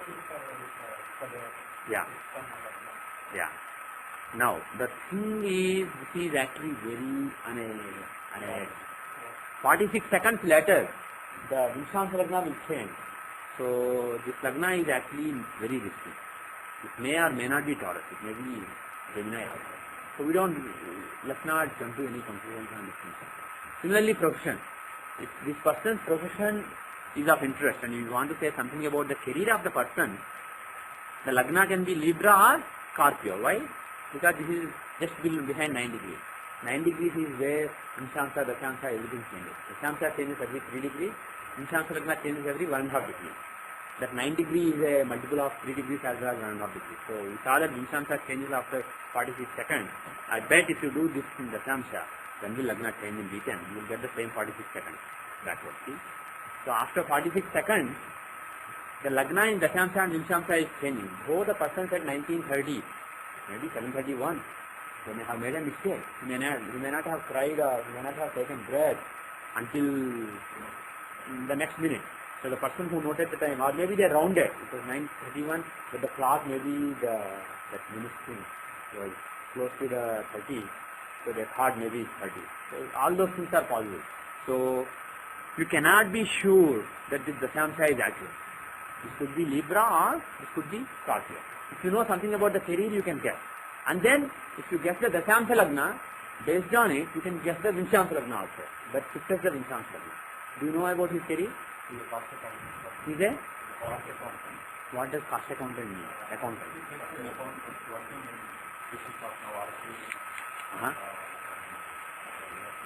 Okay, he doesn't design the ERP solution, he uses them.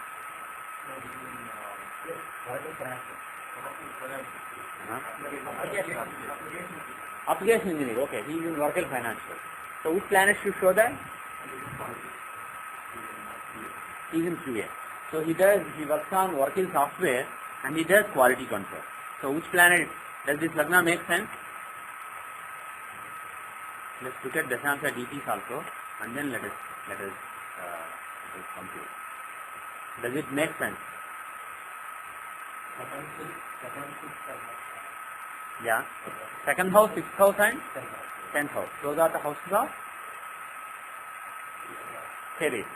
So with this Lagna, does it make sense that he is a working financial applications engineer? Okay, is this something that he has done? This is the line he has been doing. So, which planet would you expect in the 10th house or 6th house or the Artha Trikona? Mercury. Okay, association of Mercury or also. So does this Lagna make sense or do you think Scorpio would make more sense?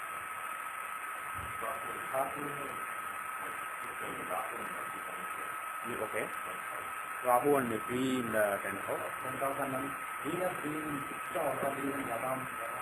Very good. Very good. Okay, so we don't have a lot of time to go through this in detail, but based on the minutes that we can spend on this, it does look like the time is long.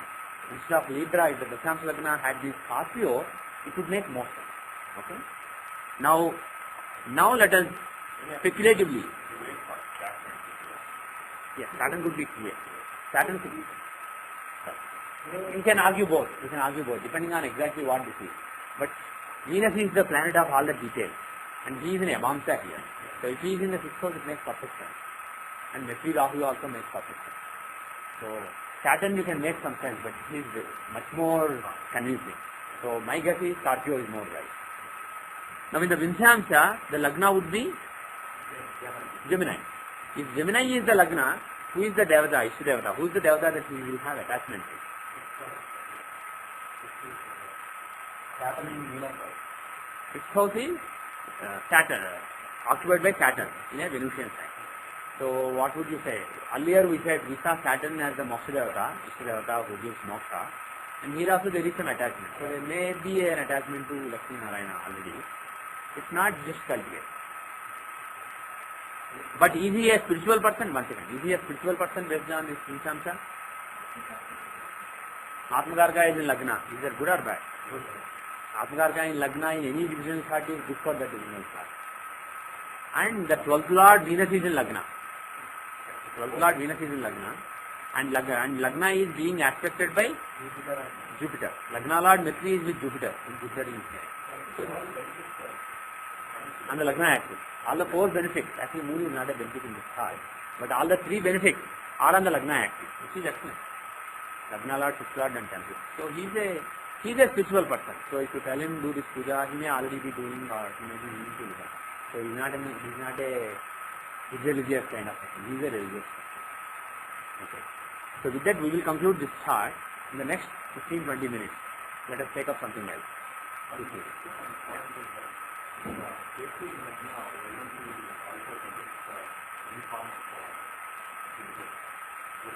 Why?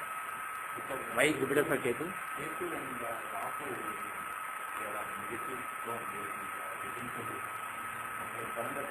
Yeah. You are taking this too far. Last class also I have seen. Yeah. Yes. If Rahu and Ketu are giving any problems, Guru will help. But in general, see, for example, I told you earlier, if Sun and Rahu are together, we try to give that. So like that, if Rahu or Ketu are giving problems, we do try to give that. But here, you don't really have to, don't always start saying Jupiter for Rahu and Ketu. For Rahu and Ketu, they have their own devata. So you can take, if Ketu is giving problems, you can take Ganesha also. There is seriously no problem. Actually for here, Ketu is in Leo. What form of Ganesha would be very auspicious for him? There are so many forms of Ganesha. Very good. The Samakra says Surya Ganapati mantra, please share it. No.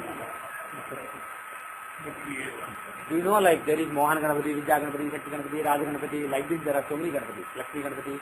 Which Ganapati would be appropriate here? Okay, very good. Akka, so you can reply yourself. Basically it's a, yeah, okay. It's basically a heating leaf. That leaf and flower are very heating. That's why it's called Yatarka. And also sun is supposed to like it. That's why it's called Yatarka. Good suggestion because of the sun. Any other thing that you can say? Ketu in Leo. Anybody's intuition says Leo is Surya, okay, but what else is it? When you say Leo, what is the word that comes to your mind? And what else? Simha is what of the jungle? King. So Leo, when you say Leo is associated with royalty, right? Leo is a kingly royal sign. So Ketu is there. Raja Ganapati. There is a form of Ganapati, there is a Raja Ganapati mantra. I don't know if there is a Surya Ganapati mantra somewhere, but you can definitely get Raja Ganapati mantra. So if he does Raja Ganapati, if he does a Homam of Ganapati, Mahaganapati, with the Raja Ganapati mantra, do Raja Ganapati mantra 1,000 times, it will be so auspicious. It will put him in a very good position. Any other thoughts, anybody? Actually, we don't have a lot of time to see another chart anyway. So what we will do is, we will spend some more time on this chart. And just go on a fun trip on this chart. Which we are already doing. How is this year for this person?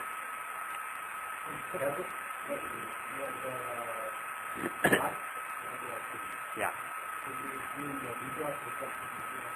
G2 is the financial, the wealth. You want to see G2? Yeah. Okay. Why not? Why not? Okay. So we are looking at the Hora chart. The chart of, this is the natal chart. So we went back to the natal chart.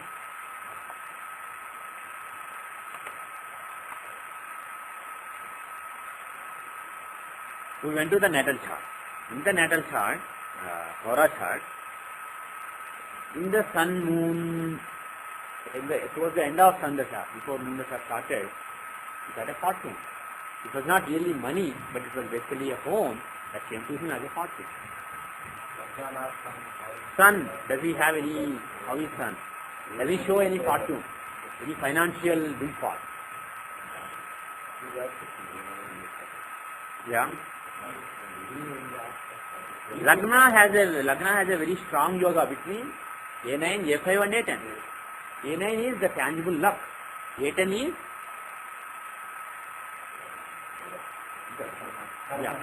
the karma that you do relating to your financial life. The karma in the financial life. And A5 is again manifestation of your Swarupa. So because of this yoga, and Sun is the Lord and he is aspecting it. During the Sun dasha, there can be some financial fortune also.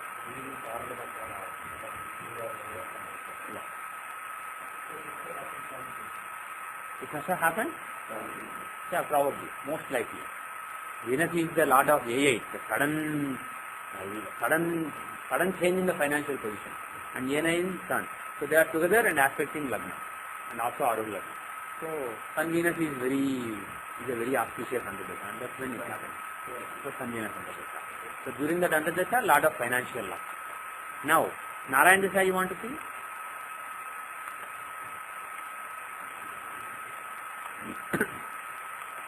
See the Narayan Dasha of Kashinath Saura chart. How is the Narayan Dasha?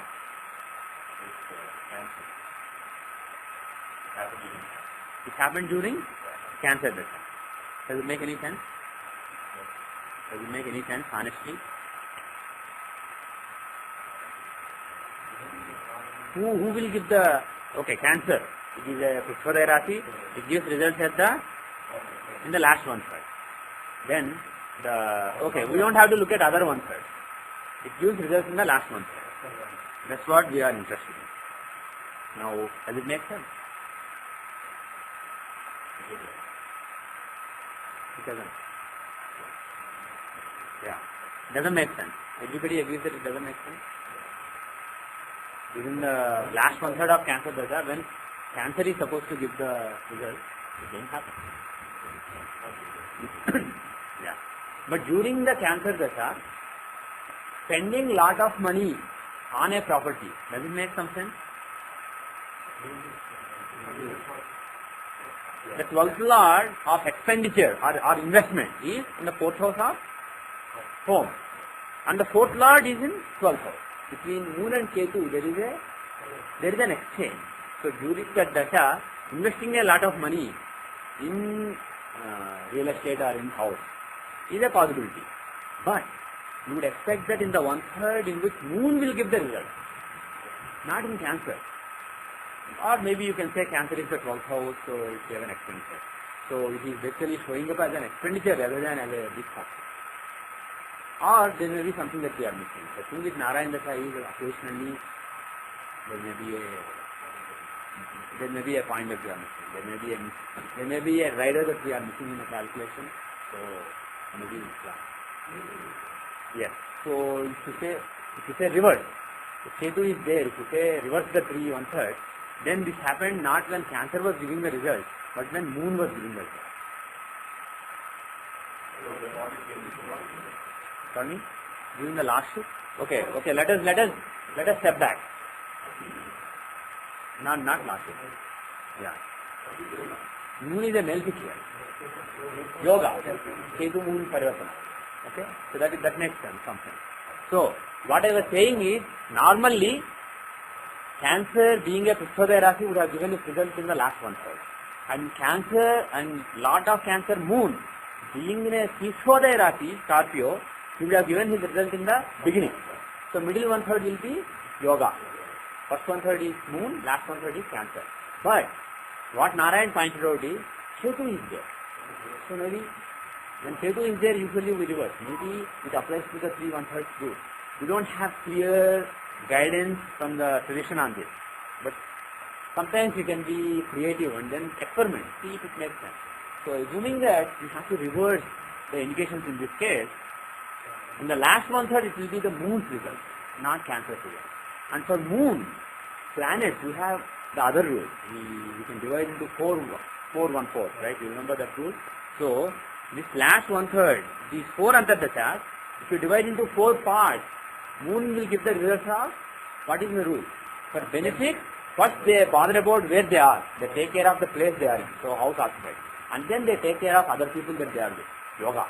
And then finally they take care of the avastha, not avastha, the responsibility, the houses they own. And finally they bother about their own happiness, their own avastha, their own state. So that's the order. For benefit, house occupied, yoga, house owned, and then the nature of the planet, the state of the planet. In this order they give the result.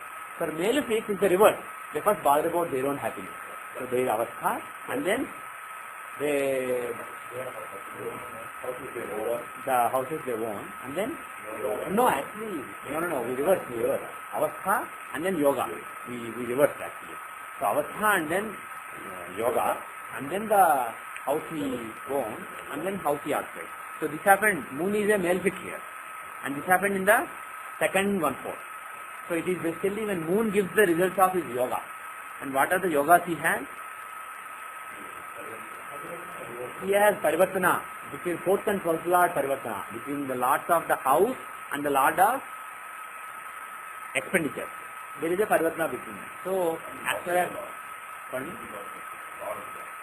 Yeah, that's what I am saying. Parivartana between the lord of 12th house and lord of 4th house. So there was an investment on a house. Okay? So even though he won 200,000 concession, basically he spent a lot of money. So as far as finances are, what is happening on the ground? See, I told you earlier, Z0cs8L07USo shows your mental state, and Narayana shows what's happening on the ground reality. So as far as Narayana is concerned, this is showing up as an expense, a big expense. As far as your financial situation is concerned, you are spending a lot of money. You are committing. 12th house is also commitment. You are committing a lot of money. That is how it's showing up. In the Z0cs8L07USo, how is it showing up? It's showing up as big fortune. So the person thinks, oh my God, what a fortune I made, $200,000 I gained. But Narayana is, that is why I told you earlier, Narayana is the reality. No emotions, no feelings there. And Z0cs8L07USo is full of feelings. So even though he may have spent some $400,000 or something, it shows up as over $200,000 gain. So it shows up as a big fortune. That's the difference between Narayana and Z0cs8L07USo. This is a very good example to see the focus. Like I said earlier, the vantage point is different. You are looking at the same room. If you look from the corner, it looks different. If you look from the sky, it looks different. So like that, Narayana and Z0cs8L07USo enable you to look at the life of a person, the events in the life of a person from various angles. Okay? Pardon me?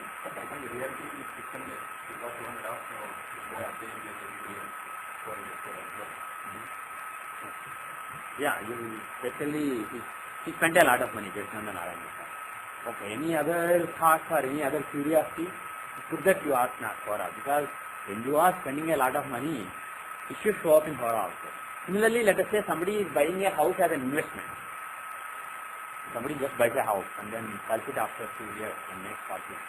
Definitely Hora is an important part, because it is a financial transaction. It is not just about owning property. It is about making money. So it should show up in G2 also.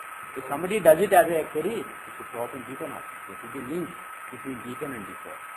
Yes? So when somebody is going from investment or Pardon me? Oh, when he's investing, it will show up as an expense or as an investment, as a loss basically. It's a loss, temporary loss of money. And when he suddenly makes a lot of money, it will show up as a gain or as a fortune. There should be some correlation. Any other thought? Any other thought?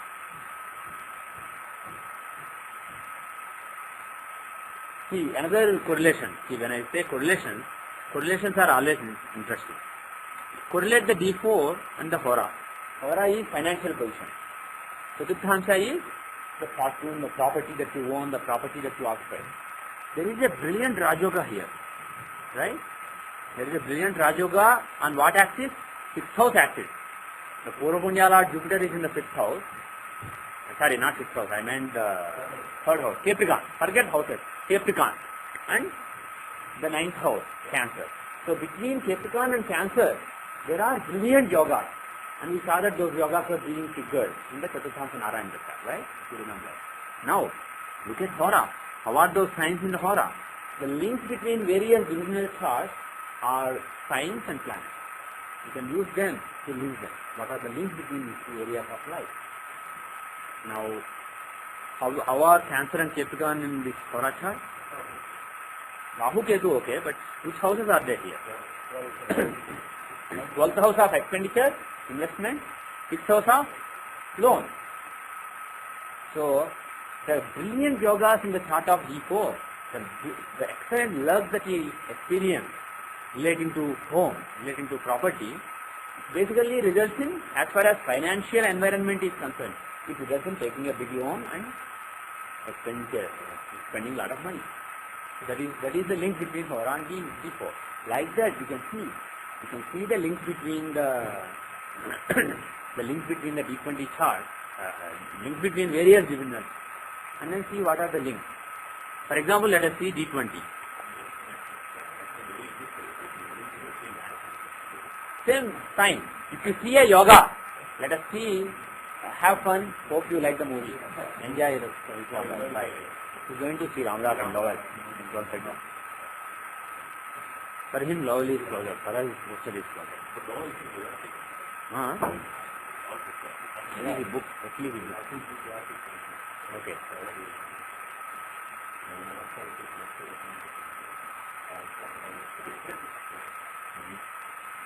So, what I was saying is, if you see a brilliant yoga, an important yoga in one of the regional charts, you can locate that sign of the planet, the signs involved or the planets involved, and see in other divisional charts, how are they placed. And then that can give you some clues about how some important events in this area of life impact some other area of life. Grahas and Rashi, planets and signs are the link between various areas of life, various divisional charts. Okay? So your financial environment and your spiritual environment, they may be connected. You may be spending a lot of money on your spiritual activities. Or your professional environment and your educational environment may be intersecting. You may be learning a lot and using it in your education, in your career. So like that, when different environments under which you lead your existence intersect, those intersections are shown by planets and signs which are common between those stars. Yes.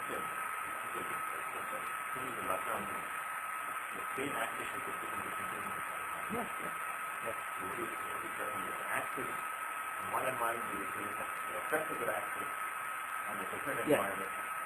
Somebody may have fortune with respect to property, but that may lead one person to basically have a lot more cash in his bank. Another person, the same fortune, it may result in similar yoga. It may give a fortune relating to property which makes him invest more money. For another person, that may result in a new business starting. Suppose 7,000 Dakshamsha has the same sign and one of the planets involved in the yoga, let's say. Maybe he makes $200,000 in property, selling property, and invests that to buy a Dunkin' Donuts, and then suddenly maybe he becomes a millionaire 10 years later. So that is how events that happen in one area of life, they are not happening in a vacuum. Various areas of life are, even though we represent them as various planes of existence, education, spirituality, career, money, etc., they are all interlinked. And who links them? Of course, planets and signs. Okay? So keep that in your mind. And when you start looking at the link between various divisions in future, when you see charts, when you see an excellent yoga, see what that yoga does in various other divisional charts. See what are the links. And that would give you some hints about how those things can be manifest.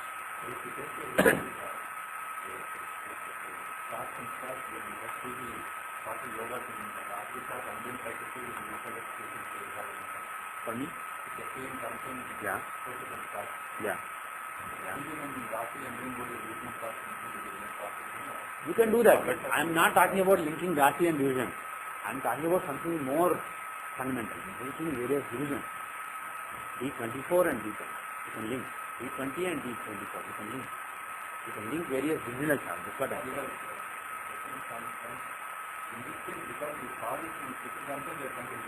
Yeah. Something very important happened relating to property. Big luck came to him. Now we are seeing what is its impact on his financial life. Yeah. Yeah. Yes. The overall fortune of a person, see from the Rashi chart. And then you can look at various divisional charts. You can suppose somebody gets lucky at work, let's say. In the workplace, a big promotion came. Somebody who was in line for promotion basically left the company, and there was a big problem. Suddenly, a normal group member, let us say, became the manager, and within 2 years, suppose he became a director. The company was acquired by a big company, and let's say he was a director there. So it's a big luck in the profession. But If the planet and the sign involved in that yoga, which resulted in this luck in career, if they are not well placed in D2, if they are showing suffering in D2, maybe he will have a lot of fortune in career, but it won't result in more money. There are people who get a lot of position, but no money. Whereas if the same planets are showing a lot of gains in their D2 chart, let us say, in the 11th house or 11th from Arulagna or in A9 or A11, etc., then he will not only be promoted and get a big position in career, but also make a lot of money. See what I am saying? So sometimes, just looking at one divisional chart, you won't get a full picture. Unless you mix various divisional charts, you will not be able to judge them. Yeah. Yes, absolutely. It basically filters down to various planes of existence. It does. Any questions?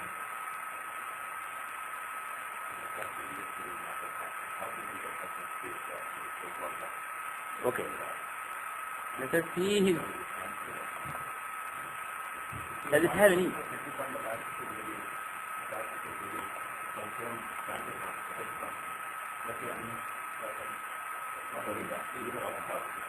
Let us see. So his question is, this winning a lottery relating to house, does it have any impact on his spirituality? What do you think? Is it triggering? Is that yoga triggering some other yoga in Samsa?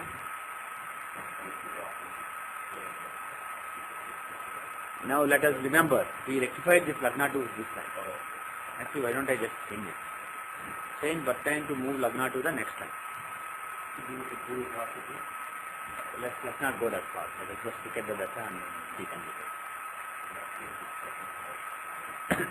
It has an impact on the second house and the eighth house.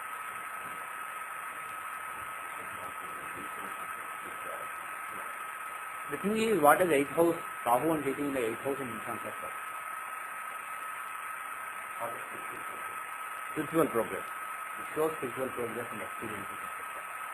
So, the Jupiter, it shows the Poropunya in Chaturthamsa, he is in that. So, winning a lottery and going into that particular house can result in some spiritual progress and spiritual experience. In the Chaturthamsa. In the Chaturthamsa, whatever sign Jupiter is in, the fifth lord, in the AL, that sign is triggering Rahu and Ketu. So some Poropunya that gave him a particular house, it can actually trigger spirituality. So the house that he moved into can be conducive to spiritual experience in the coming year. Anything else you can say? Does it have any impact on his theory? See, the thing is, you also have to look at the planetary links, and also you have to use some common sense. Because certain things, there is not any possible link. When you suspect that there can be a link, then you should investigate. Now, can there be, what is the impact on the Samsa? The chances is falling on the third and ninth house. Communication, ninth house is the boss. Ninth house is actually Bhargavasthana. Saturn is there. It doesn't show a good boss. Actually, boss feeling a pain for something. Boss struggling some boss. Yeah. Third and fourth law. In the ninth house. There isn't any special yoga basically in those signs. So there isn't really much you can say. But there isn't any positive impact on the career. Whereas for somebody else, there may be a fortune that we see in the D4 chart, and let us say there is a big yoga in the 7th house, in the Dasamsa, showing big business, successful business. And let us say some of the planets involved in this Dasamsa yoga are in the Dasamsa, in that particular yoga showing business. So for that person, buying a property somewhere and then selling it for, let's say, $200,000 profit after 3 years, that can be the start of his business. He may start a business with that money and he may become very successful in business. Something like that is also possible. It happens to some people. Whereas not so. Any other thought? But keep this in mind, especially Navamsa, Dashamsa links are very important. Actually, Navamsa and various thoughts are very important because Navamsa is the dharma and also the protection that you enjoy based on the dharma that you followed in the past. the protection that you enjoy. Various devatas who are protecting you. That is Navam. So that is important for all areas of existence. Whether you are learning, whether you are doing pujas, or whether you are going to your work, or whether you are making money, saving money, in all areas of life, that protection of God is very precise. So Navamsha is always important. And among other charts, Dashamsha Hora is very important because you are talking about money and career. And Dashamsha and Shodhamsha is important because you are talking about career and happiness. Dashamsha and Chaturvimshamsha is important because you are talking about career and learning. Learning and career go hand in hand. You learn things on job, or you may learn things and use them on job, and so on. So D24 and D10 is very important. And if somebody is spiritual, D10 and D20 is very important because it may not be a career, but they may do something in the society. Somebody may be spiritual and do something in the society. So all the work that you do in the society relating to your spirituality is the link between D20 and D10. So like that, these are all important charts. So these are the standard charts in between which you see the link. But you can get creative and do various others. If you see, for example, somebody like Rajiv Gandhi, there must be a link between D12 and D10. D12 is the chart of parents, D10 is the chart of career. Without his mother, he won't be such a big politician. So definitely there must be a link between D20, D12 and D10. Yeah, I think we saw those links in a previous class. Like that, if there are links between a couple of areas of your life, there must be links between those things. So learn to study those things. It's not very simple. What we saw in these examples is very simple things, but you can get more deep. So try to look at some examples. Any other questions? Comments?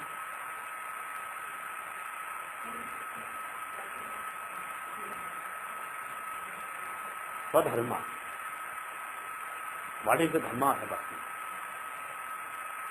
You can see from the 9th house in Rashi and Navamsha. Navamsha is very important for Dharma. So see the 9th house in Atmakarka is even more important than Lagna. You can look at both, but from Atmakarka it is even more important. That is the Dharma of your soul. When you are talking at the level of soul, that is the duty with which the soul came to this world. That is very important. But the thing is, astrology will only say so much. Maybe there is Jupiter, so maybe I have to do some astrology, or maybe very messy. So you think maybe I have to do something for colleges, for library. Or like that you can form some views, but the real guidance will only come from within. Astrology is not really great in giving precise guidance. It can only give general guidance. If you want precise guidance about what is your dharma, it only comes from you. So keep praying to your dharma devata. Again, astrology can help you find the dharma devata. If you pray to your dharma devata, the light will become stronger and stronger, and eventually you will know your dharma yourself. And that is the only reliable way. Any other questions?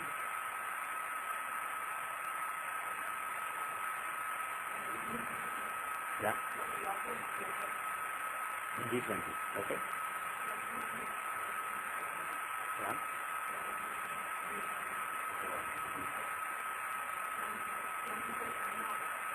Yeah. It is the resource of your dharma. It is the food for your dharma. It is that which feeds your dharma. Oh, 10th house is the 9th from 2nd. Okay. It is the dharma in general, forget D20, in any chart. 10th house is the 9th from 2nd house. What does it mean? 2nd house is the house of your resources. 10th house is the house of the work that you get accomplished. Yeah, it is written also. Yes.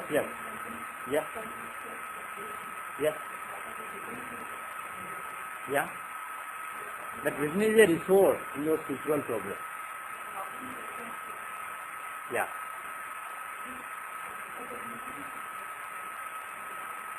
Rahu and Ketu, don't look them as negative planets. Rahu and Ketu in D20. D20 is not a dharma related chart. It is a spirituality chart. Spirituality is not necessarily being religious. Vishamsa is not based on 9th house field. It is based on 8th house field. What is 8th house? Reaching out for the unknown.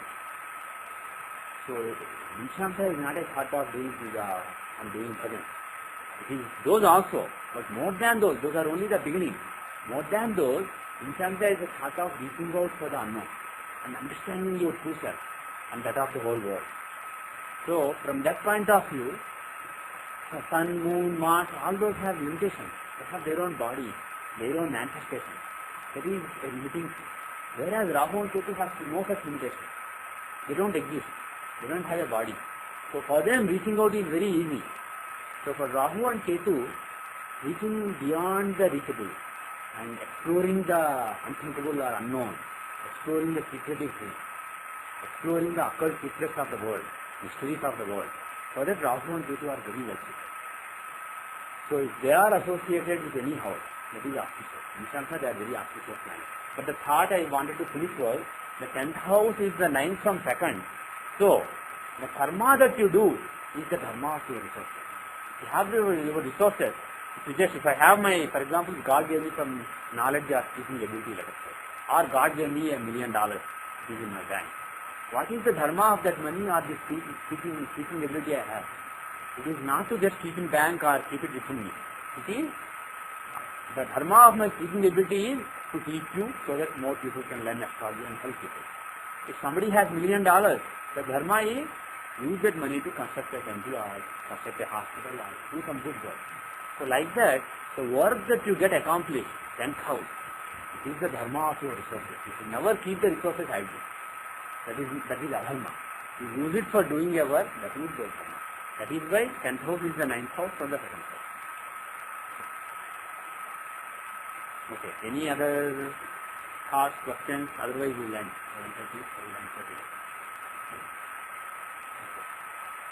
So we will meet next week, same time, same place. Om Shanti Shanti Shanti.